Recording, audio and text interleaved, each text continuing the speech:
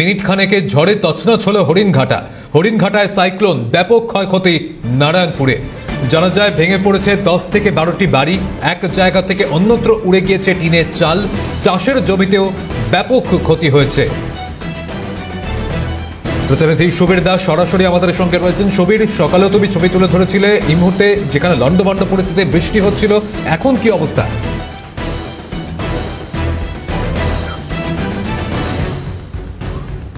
দেখো সময় এখন কিন্তু বৃষ্টি থেমেছে, কিন্তু এই যে নদিয়া জেলার হরিণঘাটা ব্লকের বিরোহী 2 নম্বর গ্রাম পঞ্চায়েতের অধীনস্থ নারায়ণপুরের যে 3টি প্রায় গ্রামের প্রায় 10 থেকে 12টি বাড়ি ভেঙে পড়েছে, তাদেরকে কিন্তু প্রশাসন কিন্তু ঘটনাস্থলে এসেছিল। আমি ক্যামেরা পার্সনকে দেখাতে বলবো। দেখো, প্রশাসনের পক্ষ থেকে বলা হয়েছিল যে তাদেরকে রিলিফ দেওয়া হচ্ছে এবং ত্রিপল দেওয়া হচ্ছে, কিন্তু তারা কি পেয়েছে? ত্রিপল। আমি একটু কথা বলে নেওয়ার চেষ্টা করবো।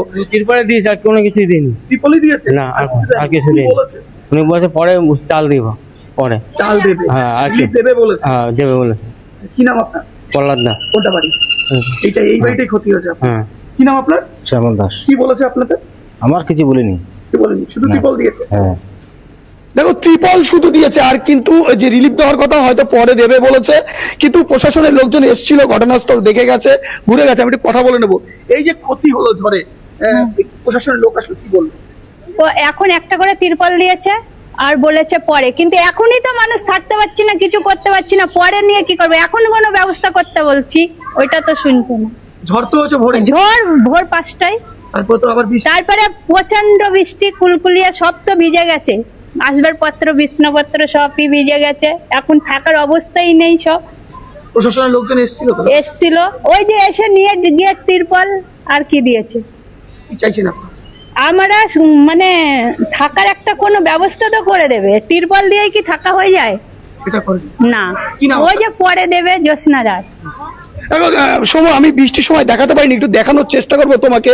এই যে পরিবারগুলো যাদের ক্ষতি হলো, তাদের ঘরের অবস্থা যেমন বাইরে থেকে, আমি একটু ভেতর থেকে দেখানোর চেষ্টা করবো। বাইরে থেকে একটু ক্যামেরা পার্সনকে দেখিয়ে দিতে হলো। এই যে একটা বাড়ি, এরকম কিন্তু 12টি বাড়ি, প্রায় 10 থেকে 12টি বাড়ি ক্ষতিগ্রস্ত হয়েছে এবং চাষের জমি।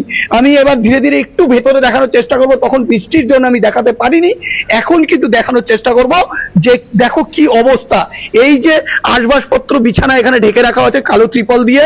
ক্যামেরা পার্সনকে ধীরে ধীরে আসতে হবে। দেখো, এই যে রান্নার জায়গা, গ্যাস সিলিন্ডার থেকে শুরু করে এই যে বটি, তোমার আসবাবপত্র, জামা কাপড়, দেখো ওই দিকটা একটু দেখানোর চেষ্টা করো। দেখো, জামা কাপড় সব চাপা পড়ে আছে নিচে, এবং ঘরের ভেতরের অবস্থা দেখাবো।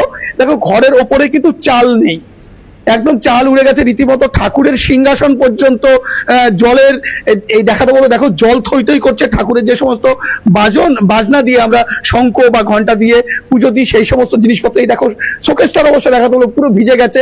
এরকম কিন্তু এলাকায় 3 থেকে 4টি বৈদ্যুতিক খুঁটি কিন্তু পড়ে গেছে। এরকম 10 থেকে 12টি বাড়ি ক্ষতি হয়েছে, চাষের জমি ক্ষতি হয়েছে। এবং কিছু চিত্র আমরা দেখতে পেলাম যে ঘরের যে ইলেকট্রিকের ফ্যান, তা কিন্তু উড়িয়ে অন্যত্র নিয়ে গিয়ে ফেলেছে। এরকম চিত্র কিন্তু হরিণঘাটার এই যে নারায়ণপুরের 3টি গ্রামে একাধিক বাড়িতে এই চিত্র দেখা যাচ্ছে। এবং মাটির দেলানের বাড়ি থাকার দরুন দেখো এখনো যদিও দাঁড়িয়ে আছে, কিন্তু এই মানুষগুলো যাবে কোথায়? দেখো, এই যে খাটের ওপরে প্লাস্টিকে কিন্তু জল থই থই করছে। আমি দেখানোর চেষ্টা করবো ক্যামেরা পার্সনকে। দেখো, এই যে জল, এই পরিস্থিতি মানুষগুলো দেখতেই পাচ্ছ। এই যে গৃহবধূ উনি দাঁড়িয়ে আছেন, আমি একটু কথা বলে নেওয়ার চেষ্টা করবো। একটু এইদিকে যদি আসেন, আপনার সঙ্গে কথা বলে নেওয়ার চেষ্টা করবো। এটা কি আপনারই ঘর? হ্যাঁ, এটা আমারই ঘর। এখন কি করবো? এখানেই থাকতে হবে পরিষ্কার করে। আর কোথায় যাবো? উপরে ত্রিপল দিয়ে। প্রশাসনের যারা এসেছিল তারা কি বলবে? তারা ত্রিপল দিয়েছে একটা করে, এই আর চাল দেবে বলেছে, আর কিছু বলেনি। কি আশা করছেন? এখন কি আশা করবো? প্রশাসনের থেকে কি আশা করবো? একেবারে বোঝাই যাচ্ছে যে এই মুহূর্তে যে পরিস্থিতি, যে ছবি তুমি তুলে ধরলে সুবীর, আপাতত ধন্যবাদ জানাচ্ছি তোমাকে। কিন্তু এই মুহূর্তে একটা চিন্তার বিষয় হয়ে গেল এই পরিবারগুলির কাছে। একেবারে উৎসবের মরশুমে, বিজয়া দশমীর ঠিক পরের দিনেই এই পরিস্থিতি, একটা কয়েক মিনিটের ঝড়ে লন্ডভন্ড পরিস্থিতি। এখন তারা দিশেহারা, কিভাবে দিন কাটাবেন, কোথায় তারা যাবেন।